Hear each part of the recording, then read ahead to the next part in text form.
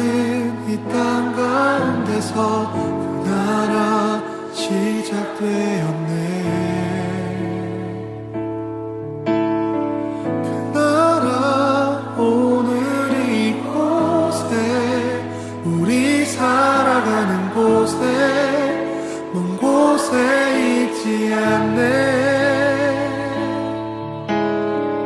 주가 일하시는 곳에 여전히 소망이 있네.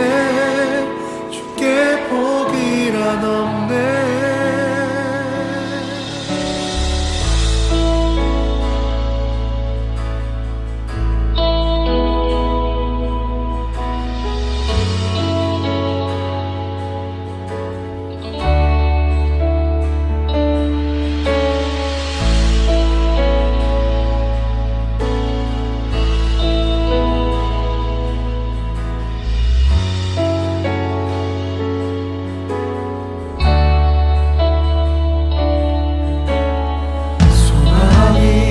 보이지 않아도 깊은 절망 속에도 빛은 꺼지지 않았네. 누구도 기대치 않았던 낮은 이 땅 가운데서 그 나라 시작되었네.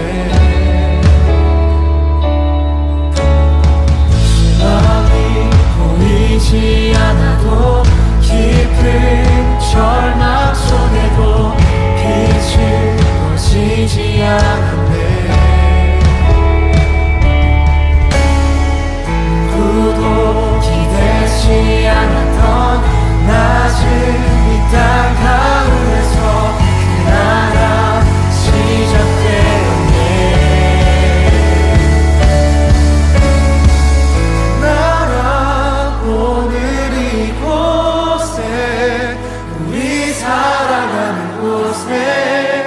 먼 곳에 있지 않네.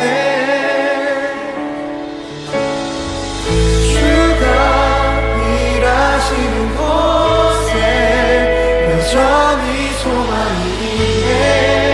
주께 포기란 없네.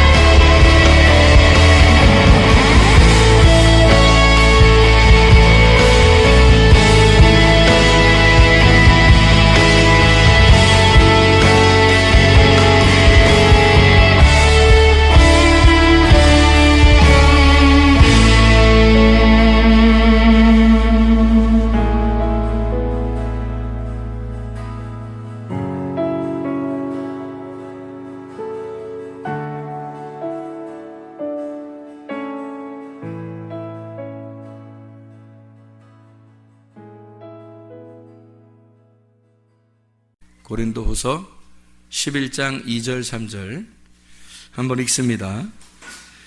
내가 하나님의 열심으로 너희를 위하여 열심을 내노니 내가 너희를 정결한 처녀로 한 남편인 그리스도께 드리려고 중매함이로다. 그러나 나는 뱀이 그 간계로 하와를 미혹한 것 같이 너희 마음이 그리스도를 향하는 진실함과 깨끗함에서 떠나 부패할까 두려워하노라. 다시 읽습니다. 고린도서 11장 2절 3절 말씀. 내가 하나님의 열심으로 너희를 위하여 열심을 내노니 내가 너희를 정결한 처녀로 한 남편인 그리스도께 드리려고 중매함이로다. 그러나 나는 뱀이 그 간계로 하와를 미혹한 것 같이 너희 마음이 그리스도를 향하는 진실함과 깨끗함에서 떠나 부패할까 두려워하니라. 아멘. 결혼하는 목적이 뭐죠? 결혼하는 목적이 뭔 것 같아요? 결혼을 왜 하는가 하면 결혼을 왜 하는가 그 목적, 이유, 결혼의 이유. 정욕적으로 이렇게 만나가지고 그냥 얼렁뚱땅 하다 보니까 이렇게 결혼 생활이 벌써 몇 년 훅 지나가고 뭐 그렇게 뭐 계획을 갖고 그러니까 뭐 알고 결혼하는 게 좋을 것 같아요. 사람들이 모르는 사람들이 좀 알고 결혼하면 좋겠. 결혼한 사람들이 생각할 때 결혼 안 한 사람들은 좀 뭔가 알고서 결혼했으면 좋겠다. 그런 교육도 필요하겠구나. 이런 생각도 아마 할 거예요. 뼈저리게. 그런데 결혼하는 건 뭐 모르고 다 결혼해요. 알 때 되면 벌써 죽을 때 된 거란 말이에요. 철 들으면 뭐 죽는다 뭐 이런 얘기도 있잖아요. 그러니까 철 안 들게 자꾸 노력을 해줘야 된다는 거죠. 오래 살게 하려면. 어쨌든 결혼한다는 어떤 이유, 목적이 있어야 되는 거예요. 그 목적이 뭐냐면 결혼한다고 하는 게 뭘 것 같아요? 결혼한다는 게 왜 이유가 자손 번식이죠. 자손 번식. 자손 번식이라는 게 뭐예요? 자손 번식이라는 게 자손을 낳는 거예요. 자손을 낳아서 자기도 족보에 기록이 돼서 이름을 남기는 게 그 자손을 번식해야지만이 그게 가능한 거거든요. 그래서 자손 번식이 이유가 돼요. 결혼의 이유. 성경에서 말하는 결혼의 이유. 성경에서 말하는 결혼의 이유예요. 자손을 번식하는 거. 그거보다 더 중요한 게 있을까? 혹시? 그거보다 더 중요한 게 있을까? 자손을 번식하는 것보다 더 중요하다 뭐 덜 중요하다 그런 건 아닌데 결혼하는 이유를 성경적으로 다른 의미로 잡는다면 저는 이렇게 이야기를 하고 싶어요. 결혼이라고 하는 건 동행이다. 이렇게 동행한다. 그래서 동행하는 것이 결혼의 이유, 목적이다 하는 거예요. 사람들이 아기를 낳을 수도 있고 아기를 못 낳을 수도 있잖아요. 그런데 아기를 낳는 사람이나 못 낳는 사람이나 아기를 낳으면 자손이 번식돼서 뭐 열매를 맺었다는 것으로 뭐 이유가 되겠지만 아기를 못 낳는 사람들도 있잖아요. 그렇다고 해서 이 사람들을 뭐 하나님의 버린 카드라 이렇게 말하기는 어렵잖아요. 아기를 못 낳았어도 그 사람들에게 결혼할 수 있는 이유가 있어야 되죠. 그러면 그 이유, 남편과 아내가 함께 둘이 동행하는 겁니다. 동행하는 거. 그러니까 예수 그리스도를 우리가 신랑 되신 예수님을 우리가 신부가 만나요. 만나면 성경에서는 뭐 해야 된다고 그래요? 동행한다 그래요. 동행한다. 그러니까 예수님과 함께 계속 같이 동행한다. 이거를 결혼 생활이라 그렇게 말하는 겁니다. 그래서 에녹이라고 하는 사람 아시죠? 에녹이라는 사람은 하나님과 어떻게 했어요? 동행하셨다. 그래서 동행했다. 그래서 하나님이 이 땅에 있지 못하게 하나님이 데리고 가신 거죠. 동행하다 보니까 주님과 동행하니까 이 땅에서 동행하니까 하늘나라로 데려가더라는 거예요. 그러니까 이 땅에서 동행한다는 것은 에녹이라는 사람이 하나님과 동행했다고 하는 건 누구하고 동행했다는 말이에요? 뭐하고 동행했다는 거예요? 말씀하고 동행했다는 거죠. 말씀하고 동행했다는 말은 다른 말로 뭐와 동행했다. 뭐와 함께 있다. 말씀은 뭐다? 말씀은 영이잖아요. 그러니까 에녹은 사람인데 영하고 함께 있으니까 그 영이 데리고 간단 말이에요. 그러니까 영의 사람이 됐다는 얘기죠. 그러니까 에녹은 원래 사람인데 영이라는 말씀과 동행하니까 그 말씀이라는 영이 에녹을 데리고 간 거죠. 그죠? 그러니까 말씀이라는 영이 데리고 가니까 이 땅에서도 말씀이라는 영이 함께 동행하잖아요. 동행하니까 에녹은 이 땅의 사람이 아니란 말이에요. 땅의 사람이 아니고 영, 말씀의 사람이라는 거죠. 그러니까 이것을 영이라는 말씀이 데리고 가니까 그러면 땅의 사람이 아니니까 하늘로 올라가는 거예요. 땅과 다른 하늘로 올라갔다 이렇게 말하는 거죠. 에녹이라는 사람을. 그래서 결혼이라고 하는 게 우리가 씨를 퍼뜨린다라는 의미가 우리에게는 큰 의미예요. 결혼이라고 하는 성경적인 결혼의 의미는 씨를 퍼뜨린다, 열매를 맺는다, 이것이 굉장히 큰 의미인데 그거와 맞먹게 큰 의미가 뭐냐면 하나님과 동행하는 겁니다. 그 신랑과 동행하는 거죠. 그게 결혼의 이유가 된다. 그래서 하나님과 동행하고 있습니까? 그 말은 다른 말로 뭐라고 할 수 있겠어요? 하나님과 동행하고 있습니까? 하나님과 동행하고 있습니다. 그 말은 하나님과 결혼했습니까? 하나님과 결혼하시고 같이 살고 있습니까? 라는 얘기가 되겠죠. 그거죠. 그래서 하나님의 아들이 우리의 신랑 되셔서 그분과 내가 동행하고 있으면 결혼 생활에 들어갔단 말이에요. 결혼 생활에 들어가고 그와 함께 지금 동행하고 있는가? 결혼 생활하고 있는가라고 이야기할 수가 있다는 얘기입니다. 고린도서 11장 2절 3절에 열심으로 너희를 위하여 열심을 내는데 중매한대요. 남편인 그리스도에게 우리를 중매한대요. 그러니까 뭘 시키겠다는 거예요? 중매해서 결혼시키겠다는 거예요. 결혼시켜서 그 결혼시켜가지고 함께 살게 하려고 하는데 3절에 보니까 뱀이 나는 너희들을 예수 신랑에게 결혼시켜서 함께 살게 하려고 동행하게 하려고 했는데 이 뱀이 하와를 꼬셔가지고 이렇게 진실함과 깨끗함에서 떠나가지고 부패하게 만들었으니까 너희들도 그렇게 뱀이 와서 꼬여가지고 너희들을 부패할까 두렵다 하는 거죠. 그러면 여기서 예수님하고 신랑인 예수님하고 결혼을 시켜가지고 이렇게 살게 하는 것은 뭐를 의미하는 거고 하와라는 사람을 여기 뱀이 와서 하와를 꼬셔가지고 부패하게 만드는 것은 뭐를 의미하는 걸까? 예수님하고 이렇게 결혼하는 것은 뭐를 의미하는 거겠어요? 뱀이 와서 하와를 꼬여가지고 깨끗함과 진실함에서 떠나서 부패하게 한 거니까 우리 아까 낮에 성경 공부할 때 같이 이야기 나눈 게 있어요. 부패하게 하고 타락하게 됐다. 이스라엘 백성이 부패하고 타락했다. 그 뭐를 의미한다 그랬어요? 말씀에 대한 변질을 의미한다 그랬죠. 말씀에 대한 변질에 대해서 이야기하는 거예요. 그러니까 하와를 뱀이 꼬셨다라고 하는 건 꼬셔서 뭐 먹었죠? 선악과 먹은 거예요. 그 선악과 먹은 게 그럼 선악과가 어딨냐, 선악과 어떻게 생겼냐, 이렇게 그걸 연구할 필요는 없어요. 그게 바로 뭐냐면 말씀인데 말씀에 변질된 내가 섞여 있는 말씀이란 말이에요. 내가 섞여 있는 말씀. 그러니까 뱀이 꼬여가지고 말씀이 자체가 잘못된 것, 선악과 자체가 잘못된 게 아니고 이것을 먹음으로써 변질된 내 탐욕이 들어간 말씀이 되어버린 거란 말이에요.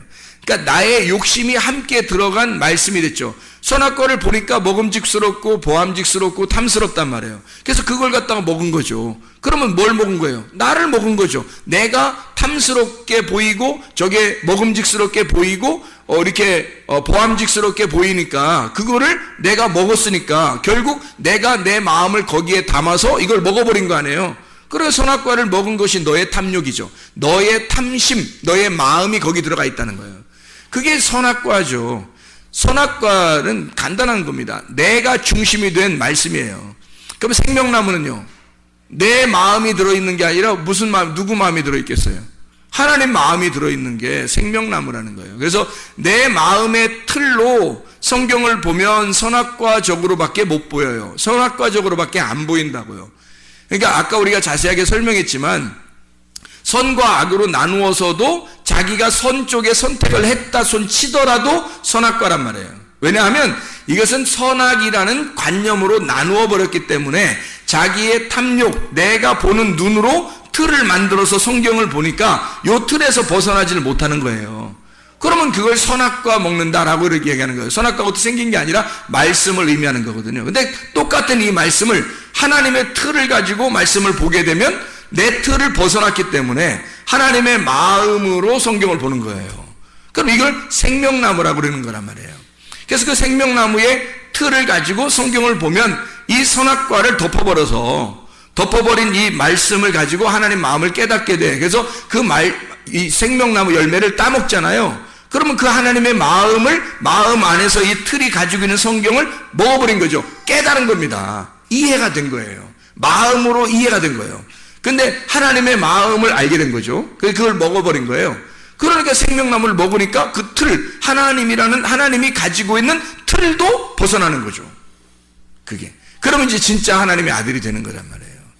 그게 성경에서 우리에게 말하는 기본적인 틀이에요. 기본적인 틀.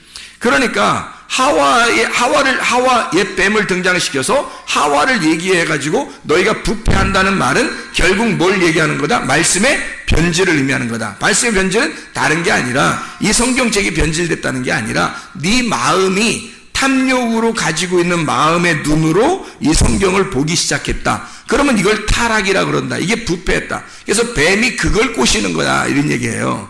그래서 너는 진실함과 깨끗함으로 말씀을 봐야 되는데 요거를 바꾸어 보게 한다는 거예요. 바꾸어서 보게 한다. 이렇게 나눠서 선악과로 먹게 한다는 거죠. 말씀을. 이 바울은 이 사람들을 어떻게 하고 싶다? 신랑이신 예수님하고 결혼을 시키고 싶어요. 그럼 신랑이신 예수님이 뭐예요? 신랑이신 예수님이 여기 지금 나와 있잖아요. 그죠?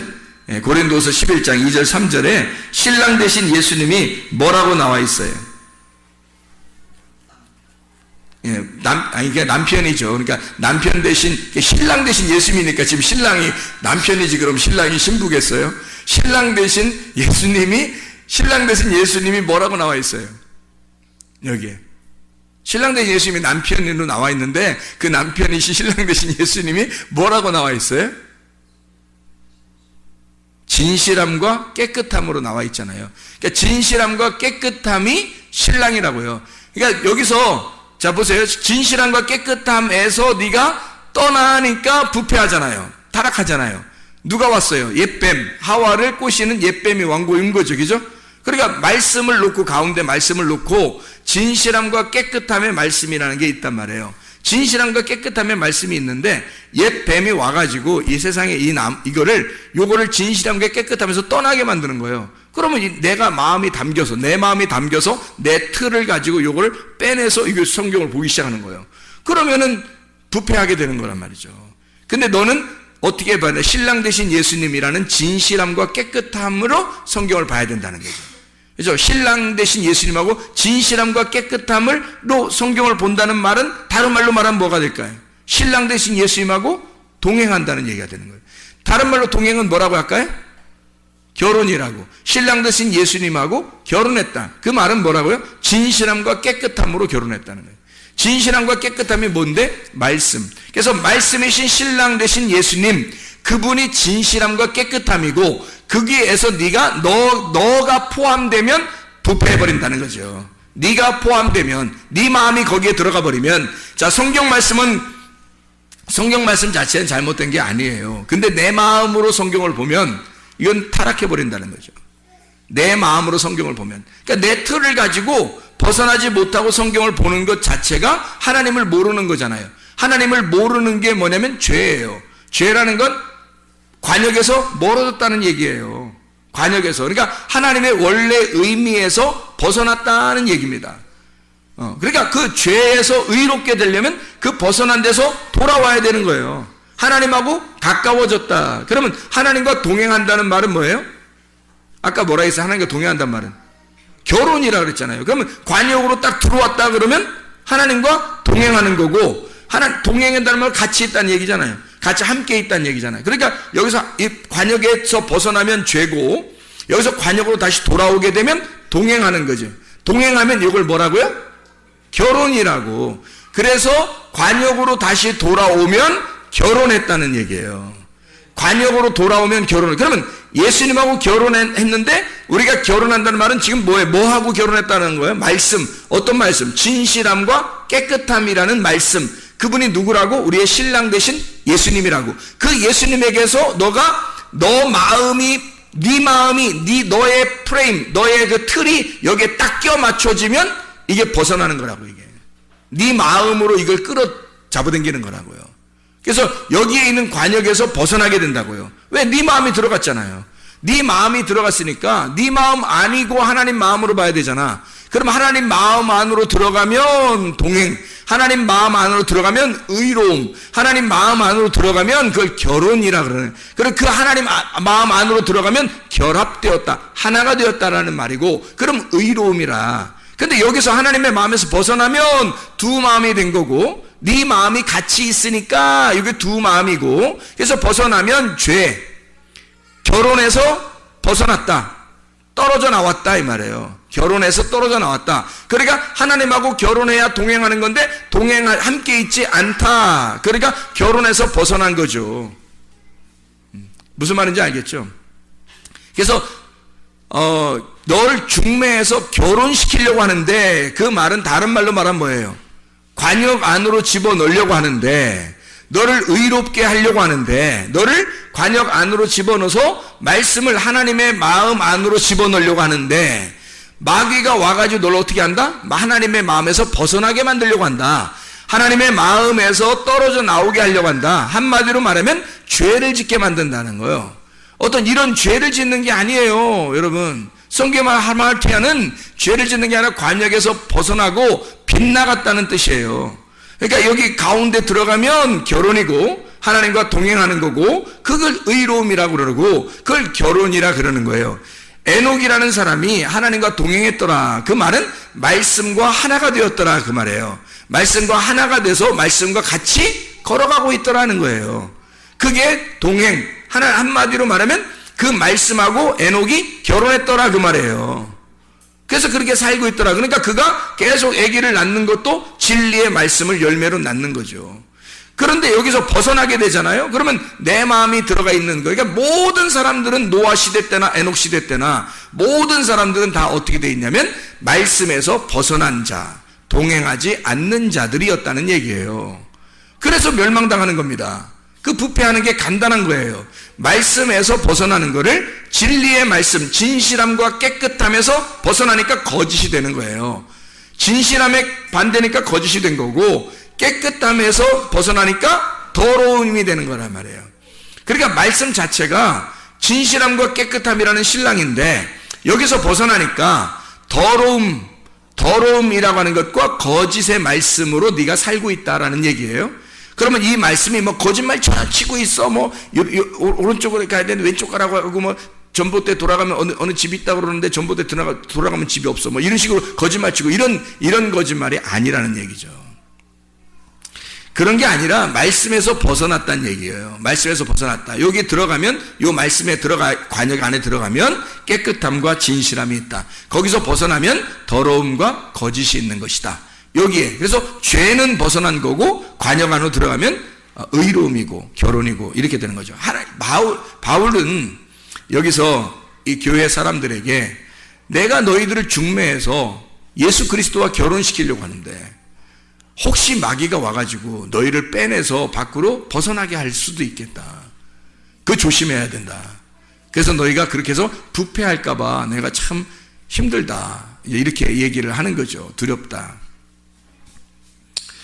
자, 결혼하는 목적이 자손 번식이죠. 이게 결혼하는 목적 자체가 자손 번식, 다른 말로 말하면 씨를 퍼뜨리는 겁니다. 씨를 퍼뜨리는 게 결혼의 목적이 되는 거예요. 남자들만 그런 목적을 가지고 있는 게 아니고, 여자를 통해서, 남자가 여자를 통해서 씨를 번식하는 것이 이제 그들의 결혼의 목적이 되는 겁니다. 그래서 성경에는 씨뿌림이라는 게 나오는 겁니다. 씨 뿌린다.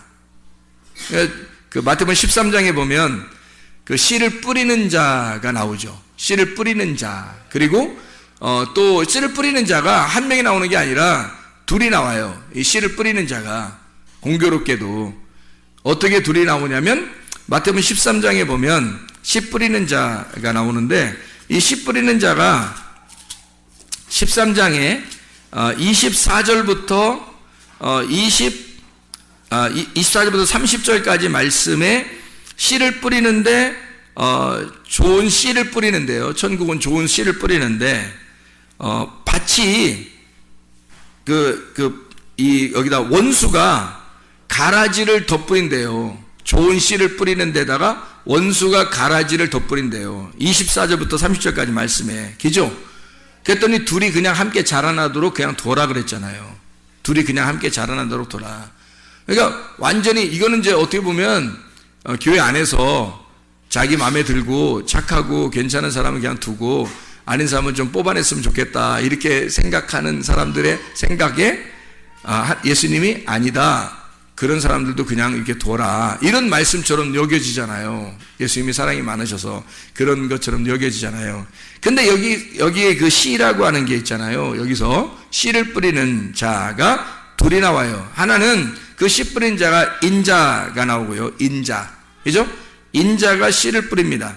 그런데 그 인자가 씨를 뿌리고 또 누가 씨를 뿌리냐면 악한 자가 씨를 뿌린다. 여기 또 한번 보죠. 36절부터 43절까지의 말씀에 보면 가라지 비유를 설명을 하죠.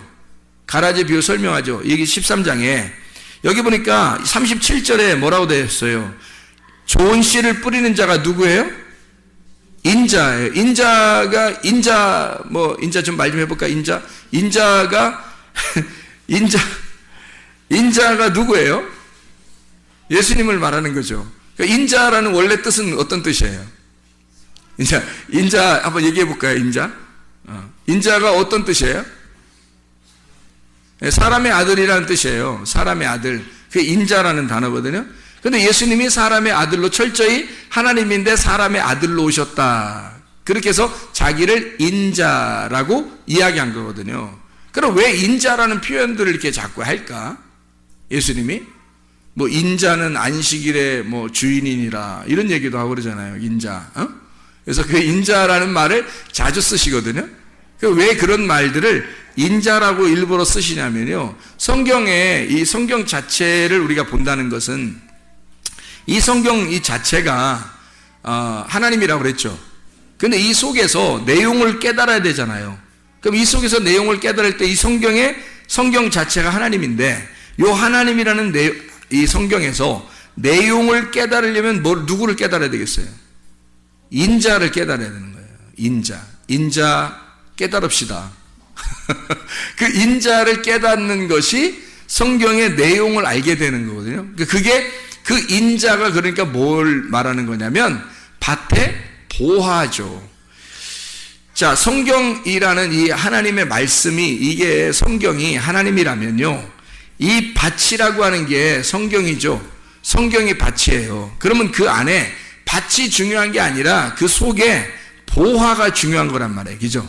그 밭에 보화가 중요해서 그 보화를 캐낼 줄 알아야 돼요. 보화를 발견할 줄 알아야 된다는 거죠. 그러면 여기 있는 이 성경이라는 하나님 안에서 인자라는 예수님을 발견해내지 못하면 천국을 발견할 수가 없는 거죠. 그래서 인자라고 하는 천국을 발견해야 된다. 그래서 좋은 씨를 뿌리는 자가 인자요 이렇게 돼 있죠. 악한 씨를 뿌리는 자는요. 악한 씨를 가라지를 뿌린 39절에 가라지를 뿌린 원수가 누구예요? 마귀요. 마귀. 그래서 씨를 뿌리는 것에 대한 이야기가 나오죠. 씨를 뿌리는 자가 누구라고요? 인자. 그리고 하나님의 아들들이 나옵니다. 그렇죠? 하나님의 아들들. 그런데 우리가 이제 여기서 잘 알아야 될 것은 하나님의 아들들이 나오는 것이 이 하나님의 인자를 통해서 인자가 씨를 뿌려가지고 하나님의 아들들이 나오니까 하나님의 아들들이 엄청 많이 이렇게 나오는구나 라고 생각하지만 사실 여러분이 성경을 볼 때 그렇게 보면 내 눈으로 보는 거란 말이에요. 내 틀을 가지고 역시 성경을 보는 거죠. 다시 한번 하나님의 틀을 가지고 성경을 보기 시작하면 원수 마귀가 뿌린 것은 가라지예요. 가라지가 원래 그 밭에 이렇게 논밭에 가면 가라지가 훨씬 더 큽니다. 가라지가 훨씬 더 크고 강해요. 튼튼하고요. 곡식보다요. 이게 가라지가 원래 더 커요. 튼튼해요. 그래서 이제 그거를 이제 교회들에서 적용할 때는 뭐 좀 염소 같은 자들, 이렇게 나쁜 염소 같은 자들, 괜히 트집 잡고 뭐 이런 사람들, 그런 사람들이 훨씬 더 교회에서는 또 뭐 중직을 맡아가지고 교회를 막 이렇게 좌지우지하고 뭐 그렇게 한다 이런 생각도 얘기하고 그러는데 이게 말씀이거든요. 말씀. 그래서 가라지라고 하는 게 훨씬 더 크다 할 때, 요 가라지들은, 자, 이게 그 좋은 씨를 뿌려서 하나님의 아들들이 나왔고, 그리고 악한 씨를 뿌려서 악한 원수가 악한 씨를 뿌려서 악한 자녀들이 나온 거예요. 그러면 이 두 개 중에서 사람을 의미하는 게 아니고요. 이게 말씀을 의미하는 겁니다. 근데 말씀을 의미하는 건데 제가 말씀을 이렇게 하니까 사람을 또 얘기 안 하는 줄 알고 그렇게 하면 또 안 돼요. 사람을 얘기하는 건데 말씀으로 제가 설명을 한다는 얘기예요. 자, 왜 그러냐면 이런 말이에요. 자, 인자가 씨를 뿌려서 하나님의 아들들을 이렇게 산출해 냈어요. 인자가 씨를 뿌려서. 그리고 악한 마귀도 씨를 뿌려서 가라지들을 많이 냈어요. 그럼 여기서 양쪽 다 이렇게 많은 거예요? 아니면 좀 달라요? 우리의 틀을 가지고 보면은 양쪽 다 많은 거죠? 양쪽 다. 그런데 하나님의 틀로 한번 생각해 보자고요. 악한 원수가 뿌린 씨앗은 많습니다. 많고요. 그 가라지들은 많다.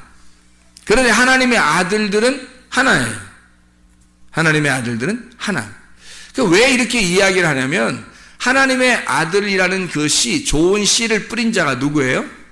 인자란 말이에요. 인자인데 그 인자가 씨를 뿌려서 그 씨가 전달이 돼가지고 하나님의 아들들이 나왔어요. 그러면 그게 누구의 씨라고요? 누구의 씨를 받았다고? 인자의 씨를 받았잖아. 그러면 그 하나님의 아들들이 결국 누구의 씨라는 거예요? 인자의 씨라는 거예요. 그러면 그 하나님의 아들들은 여러 개겠어요? 아니면 하나겠어요? 하나예요. 인자의 씨를 받은 자들이잖아. 인자가 누구라고요? 예수님, 하나님의 아들은 하나밖에 없어요. 하나님의 아들이 여럿이 있는 게 아니라고. 하나님의 아들은 하나라고요. 독생자 하나. 그래서 하나님도 하나. 하나님의 아들도 하나라고 설명하려고 하는 거예요. 그러니까 하나님을 자기 아들로 설명을 한 거예요, 이 땅에. 그러니까 하나죠. 그 인자의 그 하나의 씨를 받은 자는 하나란 말이에요. 거기에 속한 자니까. 그 하나에 속한 자들이니까 하나님의 아들들은 여럿이 아니라 하나가 나오는 거예요. 근데 다른 그 악한 자의 씨앗은요, 많다고요. 악한 자의 씨앗들은 많다고. 자, 보세요. 요한계시록을 한번 볼까요? 요한계시록 17장 15절의 말씀에 보면, 또 천사가 내게 말하되 네가 본 바 음녀가 앉아있는 물은 백성과 무리와 열국과 방언들이라 이러죠. 많아요? 한 사람이에요? 많죠.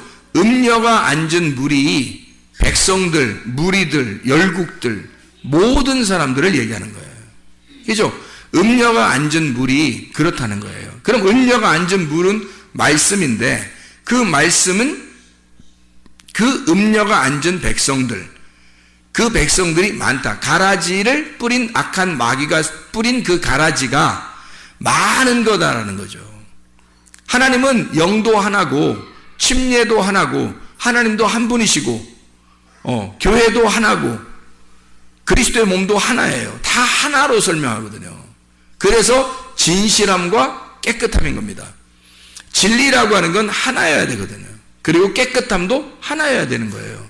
그래서 우리가 마지막 요한계시록에 세마포를 입을 때 색깔이 있는 옷을 입어요? 아니면 색깔 없는 옷을 입어요? 색깔 없는 옷을 입는 거예요. 무교병, 뭐가 섞이지 않은 무교병, 깨끗한, 아무것도 섞이지 않은 하나, 단순한, 깨끗하고 순진한 그런 말씀을 얘기하는 거예요. 하나죠, 하나. 그게. 그래서 인자를 설명할 때 성경 구약에서 보면 여러 선지자들이 나와요. 그렇죠? 여러분이 아는 선지자들 누구 나와요? 선지자들 중에서는 여러분이 아는 선지자, 성경의 구약에 선지자를 보면 많이 선지자가 나와요. 근데 제가 선지자라고 여러분에게 설명할 때 어떤 선지자라고 제가 말할 수 있냐면 제가 말하면 아담의 아들 중에서 가인이 아벨을 죽이고 누가 아담에게서 태어났죠? 셋. 이게 하나님을 아는 자란 말이에요. 여호와 이름을 부르는 자, 이 셋이라는 사람이 하나님을 아는 자예요. 그리고 이 셋의 자손 중에서 하나님하고 동행하다가 올라간 사람이 있어요. 누구예요? 에녹이라는 사람이 있죠. 그죠? 그 당대에 그러면 여러 명이 올라갔어요. 에녹 혼자 올라갔어요. 에녹 혼자 올라갔잖아요. 그러면 그것도 아쉬운 게 에녹이 낳은 자식들도 있고, 그죠? 에녹에 뭐 부인도 있으니까 자식들도 낳았을 거 아니에요. 근데 에녹 혼자 올라가더라고요. 그죠? 이상하잖아요? 그러니까 셋이라는 그 아들도 하나 나오고요. 그 다음에 에녹도 하나 나오더라는 얘기예요. 그죠? 그 당대에 다 올라가지 않고 에녹 혼자 올라가잖아요. 그럼 노아는요? 노아 식구들 7명 있었죠. 노아하고 합해서. 그래서 노아하고 합해서인데 누구만 은혜를 받았어요? 하나님과 동행하는? 노아만 하나님과 동행하고, 그 말은 하나님과 동행했단 말은 뭐라고 해요? 하나님과 결혼했다고. 하나님하고 결혼하고 하나님의 관역 안에 들어간 사람은 노아 한 사람 나오잖아요. 노아 한 사람. 그러면 그 이후에 노아의 자손 중에서 하나님이 인류를 다 멸망하고 하나님의 그 아들을 다시 한번 또 선택을 해요. 그때 누구를 선택해요? 아브라함을 선택하잖아요. 아브라함, 이삭, 야곱을 동시에 선택했어요? 아니, 아브라함을 선택했어요. 아브라함을 선택하니까 이삭, 야곱이 나오는 거잖아요. 그렇죠? 그래서 아브라함을 선택을 하죠. 근데 그 당시에 뭐 아브라함만 뭐 훌륭했겠어요? 인간성으로 보면 모든 사람이 있었는데 아브라함 한 사람을 딱 선택하잖아요. 그렇죠? 그리고 왕들도 아브라함 자손으로부터 왕이 많이 나오는데 그 이후에 모세도 나오고 막 이렇게 막 나오잖아요. 그 아브라함의 그 자손들 중에서 하나님이 그 왕을 누군가 삼아가지고 이스라엘 백성을 이끌어 애굽에서 끌고 나온 그 한 사람이 있어요. 누구예요? 모세죠, 모세. 모세가 왕이에요, 왕. 그러니까 이 모세라는 사람을 통해서 이스라엘을 끌어내죠. 근데 분명히 모세와 여호수아, 아론 뭐 다 있었거든요. 근데 하나님은 모세 한 사람을 딱 부르는 거예요. 모세 한 사람 불러서 그 사람을 하나님처럼 보이게 만드는 거예요. 모세를. 그리고 이스라엘 백성을 끌어내죠. 그리고서 이제 왕정시대가 왕정시대가 올 때 사사기를 끝나면서 아까 우리가 성경 공부하면서 얘기했지만 누가 나와요? 진짜 하나님이 선택한 왕이 다윗 왕이 나오거든요. 그러면 다윗 왕이 나오면서 이제 모든 왕정시대 뒤에도 왕이 있었죠. 앞에 사울 왕도 있었죠. 근데 다윗 왕 하나가 유일한 왕이에요. 다른 왕들은 다 다윗의 길을 따른 자라고 하면 선한 왕이고 다윗의 길을 따르지 않았다 그럼 악한 왕이에요. 그렇게 딱 구분해버려요. 그러니까 왕은 딱 하나밖에 없는 거야. 누구? 다윗 왕. 그리고 왕정시대는 끝나요. 다윗 왕 하나로. 그리고서 예수님이 나오는 거거든요. 다윗 왕의 자손으로. 그래서 마태복음 1장에 보면 마태복음 1장의 1절을 보면 뭐라고 나와요? 마태복음 1장 1절에 보면 아브라함과 다윗의 자손 예수 그리스도의 계보라 이렇게 나오잖아요. 네. 뭐 다른 왕들이 있었을 수도 있는데도 아니라는 거야. 그렇게 성경을 쓰는 게 아니라면 왕은 다윗 하나만 딱 골라놓는 거예요. 하나만. 그러면 자, 왜 제가 지금 하나를 얘기했을까요? 뭘 설명하려고? 인자를 설명하려고. 인자 설명해 보고 싶어서요. 인자 좀 설명해 보고 싶어서 그런 거예요. 자, 셋도, 아담의 이후 셋도, 그 다음에 에녹도, 노아도, 아브라함도, 모세도, 다윗도, 예수도 다 하나로 나오더라는 얘기죠. 그거는 그 시대에, 그 당대에 뭘 설명한 그 사람이? 그 당대의 인자였던 거죠. 그 당대에 그 사람들이 인자였던 거예요. 그러니까 그 사람들은 하나님이 자기를 이 하나님의 그 프레임 속에서 자기를 이 사람이 살게 함으로써 아브라함이 아브라함의 인생을 살게 하고 다윗이 다윗의 인생을 살게 하고 노아가 노아의 인생을 살게 하면서 앞으로 나올 예수 인자를 그들이 살게 하는 거예요. 그래서 인자의 삶을 그들이 삶으로써 인자를 보여주는 거죠. 이해가 되겠죠? 그래서 인자는 항상 둘이었다 하나였다. 하나였다. 그래서 인자라는 하나의 씨를 받은 자들, 그의 씨를 받은 자를 인자라 하는 거란 말이에요. 그러니까 당연히 하나님의 아들들은 하나겠어요? 여럿이겠어요? 하나가 맞죠. 그리고 교회에 이제 여러 사람이 모였어요. 그럼 하나님의 말씀을 딱 받았네요. 그러면 진리의 말씀, 진실함과 깨끗함의 말씀을 받았어, 어떤 사람이. 근데 저쪽 사람도 진실함과 깨끗한 말씀을 받았어요. 그러면 저 사람과 이쪽 사람은 둘이에요, 하나예요? 하나라는 거죠. 왜? 한 말씀을 받은 거니까. 그에게 한 말씀이 들어간 거니까. 다시 말하면 인자의 씨가 들어간 거죠.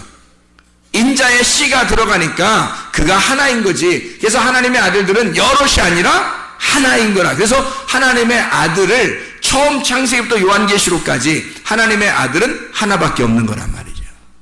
이해가 되겠습니까?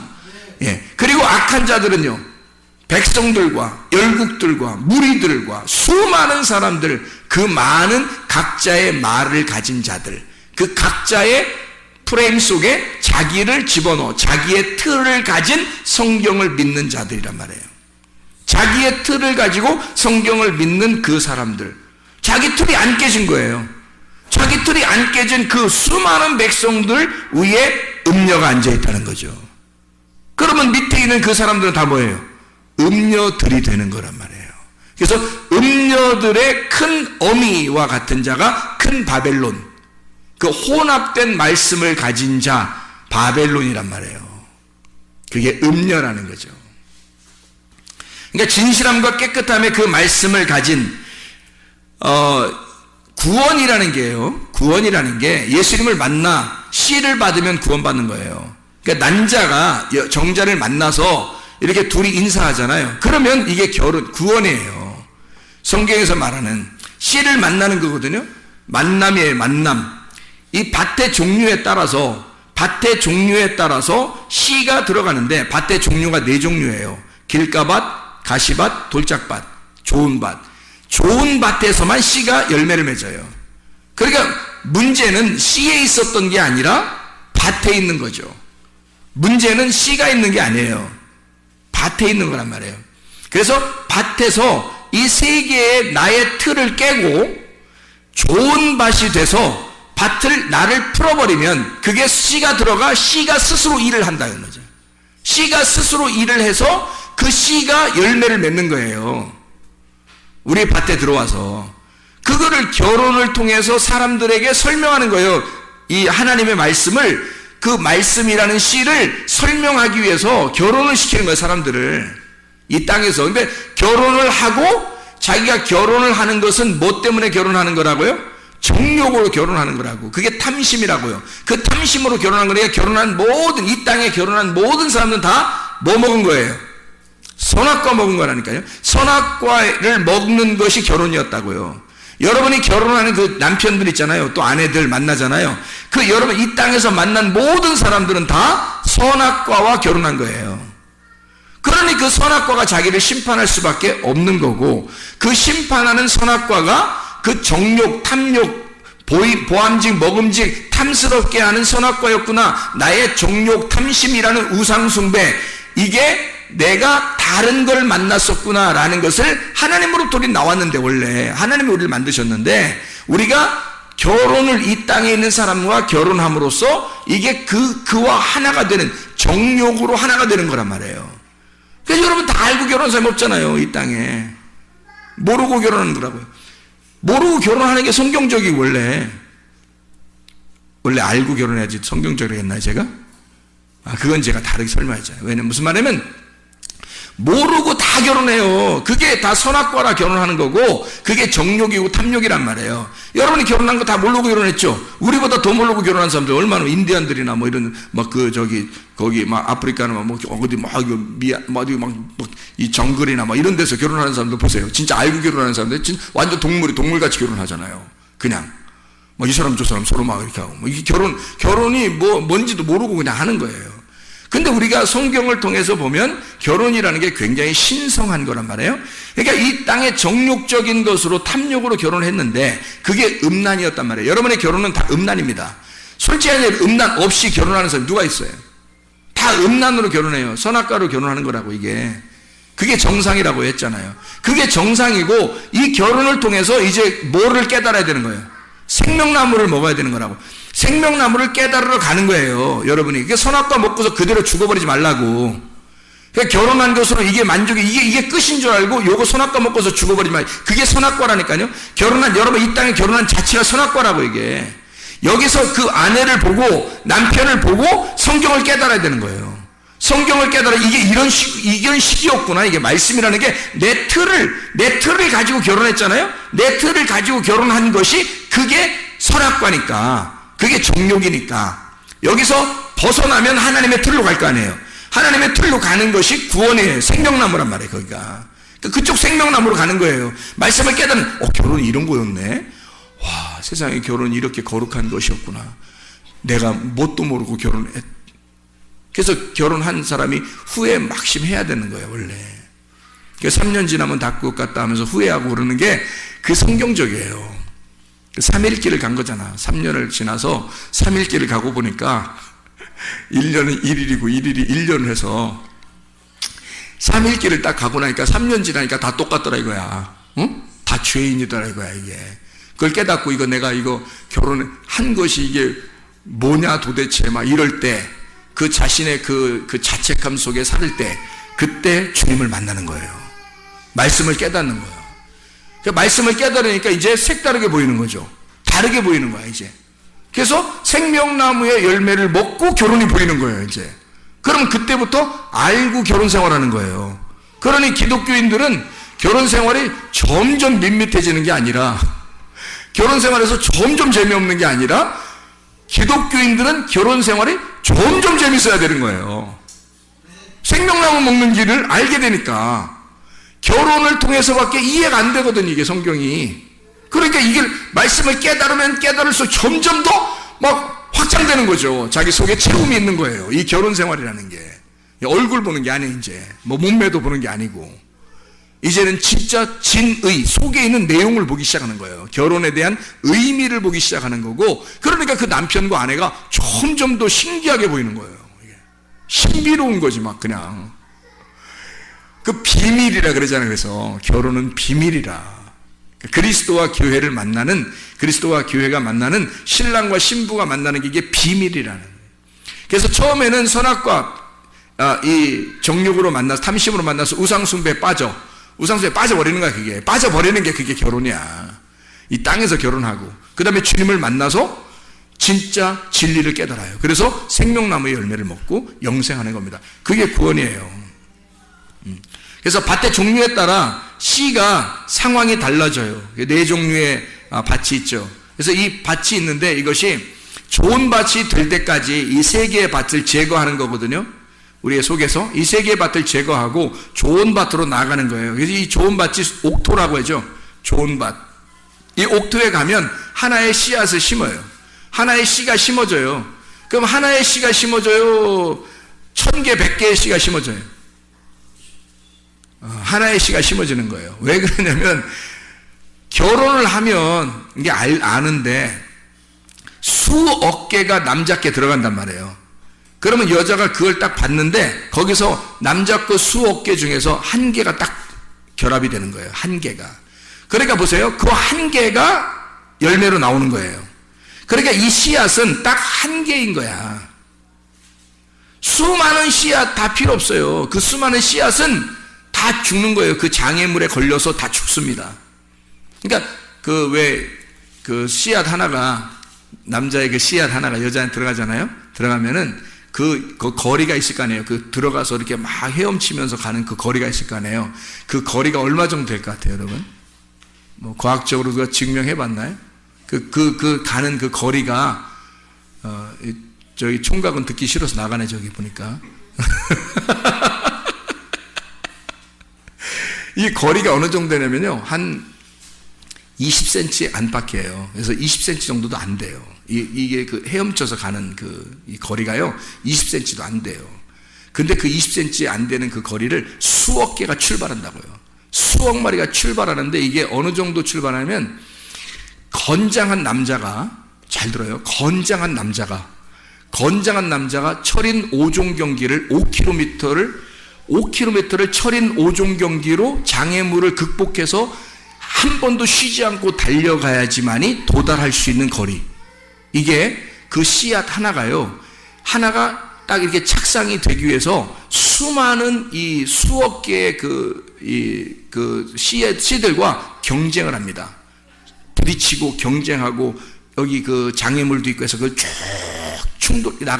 충돌에 나가서 이것이 끝까지 그 철인 5종 경기 건장한 남자가 약 한 5km를 한 번도 쉬지 않고 장애물을 뛰면서 수영하면서 막 가는 자전거 타고 수영하고 막 뛰고 장애물 건너고 해서 5km를 한 번도 쉬지 않고 달려가는 그 노력과 똑같대요.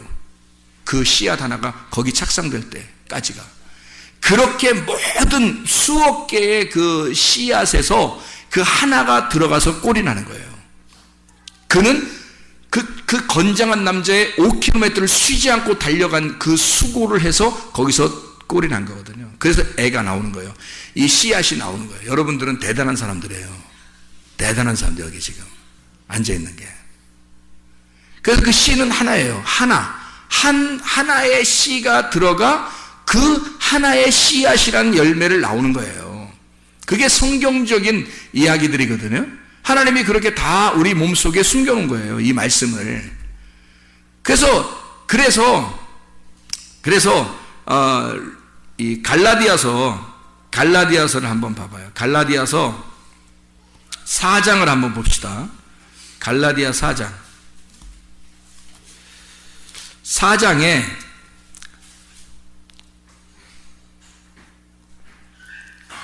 갈라디아서 4장 19절을 한번 봐봐요. 뭐라고 되어 있냐면 나의 자녀들아 너희 속에 그리스도의 형상을 이루기까지, 그리스도의 모양입니다. 그리스도의 형상을 이루기까지 다시 너희를 위하여 해산하는 수고를 한다 그랬거든요. 그 해산하는 수고. 그 해산하는 수고는 어마어마한 그 어려움, 그 고통을 통해서 아이가 출산되는 걸 설명하려고 하는 거예요. 그 하나의 아이가, 그 한 아들이 출산되는 것을 설명하는 거거든요. 그러니까 수많은 씨에서 하나의 씨앗이 열매를 맺는 것을 말하는 겁니다. 여러분에게 이렇게 설교를 많이 해요. 새벽에도 저녁에도 이렇게 설교를 계속 많이 하는데요. 여러분에게 정작 하나의 씨앗이 들어가기만 시작하면요, 여러분 옥토가 돼서 마음으로 그 말씀을 받기 시작하면요, 그 마음의 그 씨앗이 하나가 딱 열매를 맺어요. 착상을 해서. 그게 하나님의 아들로 나오는 거예요. 근데 그게 해산하는 수고를 한다는 거예요. 그 해산하는 고통의 수고를 통해서 나오는 거다. 그 해산하는 고통, 그 잉태하여 그 잉태된 아이가 태어날 때까지 그 고통이라고 하는 건 그 사람이 이 아이를 잉태하고 이 해산하는 수고를 한다는 것은 어떤 수고를 의미하는 거냐면 사람이 아이를 베고 10달 동안 그 아이를 간직하는 것을 말해요. 그러면 보세요. 아이가 뱃속에 이렇게 들어왔어요. 들어오면 배가 점점점 불러가죠. 불러가는데 이 배에 있는 아이하고 자기하고 어떻게 된 거예요? 한 몸 안에 있는 거잖아요. 한 몸 안에. 그러니까 이 아이하고 엄마하고는 지금 같이 있는 거예요. 이렇게. 이게 잉태의 고통이고, 잉태하면 해산의 수고를 하는 거예요. 이것이 나올 때까지, 잉태에서 나올 때까지 그 수고를 한다는 거죠. 그러면 이게 어떻게 되는 거예요? 그 수고를 한다는 건 아이가 계속 여기 속에서 자라나고, 이것이 나올 때 자라나고 또 자라나야 된다는 것을 의미하는 거죠. 그러면 여기서 같이 있는 것을 다른 말로 말하면 뭐라고 돼요? 동행이라 그런다고요. 그 동행을 다른 말로 말하면 뭐라고요? 결혼이라 그런다고요. 그러니 하나가 되어 있는 상태란 말이에요. 그래서 하나님의 아들이 여기 속에 잉태했을 때 우리는 뭣도 모르고 아이를 잉태한 거예요. 뭣도 모르고 정욕적이라 했죠. 정욕적이니까 선악과의 말씀으로 잉태하고 탐욕을 가지고 아이를 잉태해서 애를 낳고 나니까 자기 건 줄 아는 거죠. 그래서 이게 탐욕이 속에서 발동이 됩니다. 그래서 아이가 태어났을 때 이상하게 자기하고 일치를 시키고 싶고 이상하게 자기가 보이고 그래서 이 아이가 딴 하나님 거 같지가 않고 내 거 같은 거예요. 그래서 이게 자꾸 탐욕으로 보기 시작하는 거예요. 그래서 이 자녀를 통해서 나를 키우는 거죠. 그게 탐심 선악과예요. 그게 정욕으로 결혼했고 정욕으로 잉태가 되었고 정욕으로 낳았으니까 그러는 거예요. 이것을 말씀으로 이제 잉태가 무엇이다라는 걸 깨닫고 그리고 아이가 태어난 것이 하나님의 아들이라고 하는 것이 하나의 씨가 나온다는 것을 설명하려고 그 말씀 하나가 우리의 속에서 씨앗이 되어서 열매를 맺고 나온다고 하는 것을 우리가 알게 되면 그 다음에 이 아이를 볼 때 어떻게 보이겠어요? 말씀으로 보이겠죠. 이 아이가 그냥 내 새끼로 보이는 게 아니라 이게 말씀으로 보이는 거죠. 이게 하나님의 아들로. 그러면 그때부터는 이 아들이 내 아들이 아니니까 이게 의미가 달라지는 거예요. 의미가 달라지고 나의 탐욕의 눈으로 보는 게 아니라 이제는 하나님의 눈으로 보기 시작하는 틀이 바뀐 거죠. 이 프레임이 바뀐 거예요. 하나님의 눈으로 보는 거죠. 그러니까 처음에는 선악과로 먹는 게 맞아요. 근데 그 다음에 하나님의 말씀을 깨달으니까 어떻게 돼요? 생명나무의 열매를 먹게 되는 거죠. 그러니 자녀를 볼 때도 생명의 나무로 보는 거고요. 남편과 아내를 볼 때도 생명의 나무로 보기 시작하는 거란 말이에요. 어때요? 선악과에서 선악과를 먹는다는 얘기는 선악과와 동행한다는 얘기고 선악과와 결혼했다는 얘기예요. 자, 생명나무를 먹는다는 얘기는 생명나무와 동행한다는 얘기고 생명나무와 결혼했다고 하는 얘기예요. 이해가 되겠죠? 그러니까 이게 다 무슨 말씀이에요? 다. 이 뭐를 설명하려고 하는 거예요? 여기서 선악의 열매 말씀과 생명의 열매 말씀을 설명하려고 하는 거죠. 그러니까 너희가 먼저는 뭐예요? 하와, 옛 뱀으로부터 하와가 부패한 말씀을 얘기하는 거고 그것을 바로 잡아주기 위해서 너희를 그리스도와 중매하고 싶다는 얘기예요. 그죠? 그리스도와 중매하고 싶다. 그러니까 중매라고 하는 건 하나가 된다는 얘기죠. 하나가 된다는 동행이라는 말이고 그걸 다른 말로 결혼이 시킨다. 너희를 결혼시키고 싶다. 너희가 먼저는 누구에게서 결혼이 되었었다? 옛 뱀이라는 하와 아담을 통해서 내려온 선악과로 결혼이 돼 있단 말이에요. 근데 너희가 진실함과 깨끗함에서 결혼하게 되면 신랑이 바뀌어 하나의 씨를 받는 하나님의 아들이 나의 신랑이요 아버지가 된단 말이에요. 그래서 그와 함께 결혼하게 되면 그분과 동행하는 에녹처럼 하나님과 동행하는 에녹이 되는 거고 하나님과 동행하는 노아가 되는 거란 말이죠. 하나님과 동행하는 하나님과 동행하는 우리가 되는 거예요. 이것은 여럿이 내가 있는 게 아니라 그 모두가 다 하나의 인자가 되는 거죠. 하나님의 아들 인자. 그러면 그 인자를 발견할 때 성경이라는 이 프레임 속에서 인자가 발견돼야 거듭난다니까. 그럼 그 인자를 깨달아야 거듭나니까 이 노아를 알고 에녹을 알고 아브라함을 알고 다윗을 알고 예수를 알 때 그 전에는 모르고 우리의 눈으로 봤단 말이에요.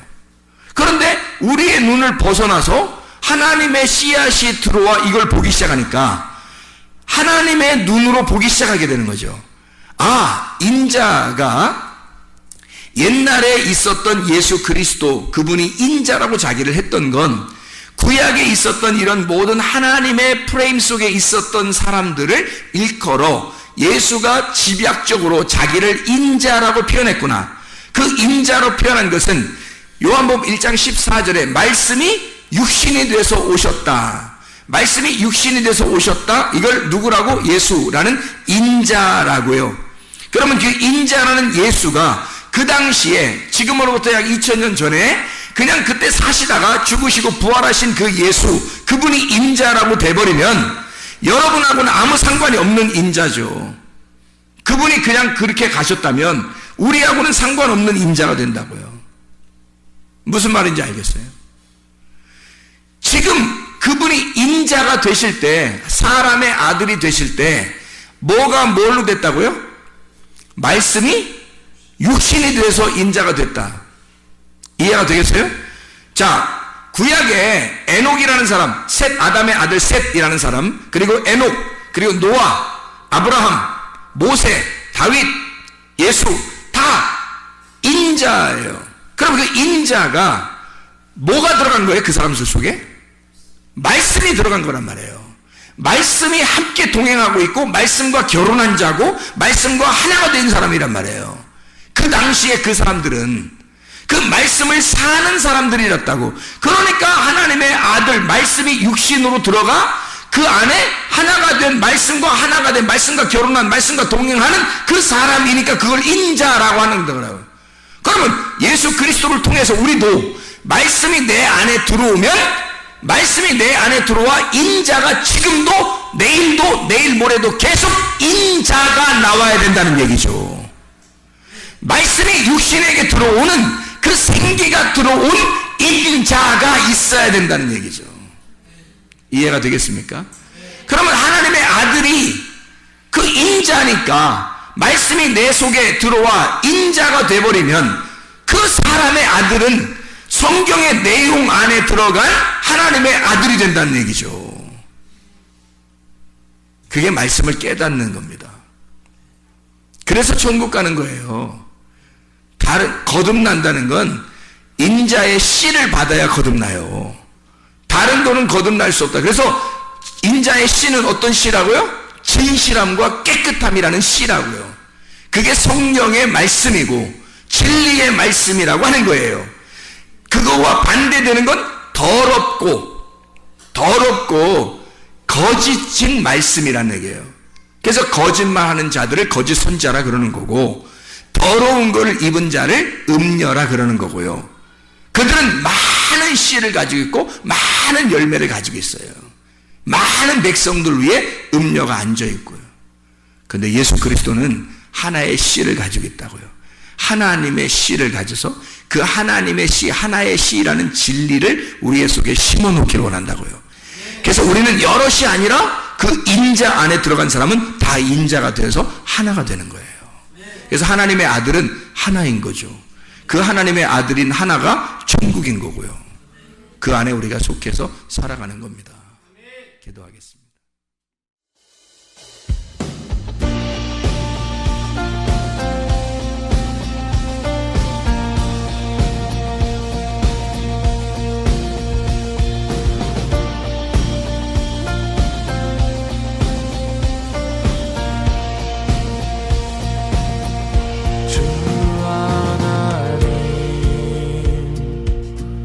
지으신 모든 세계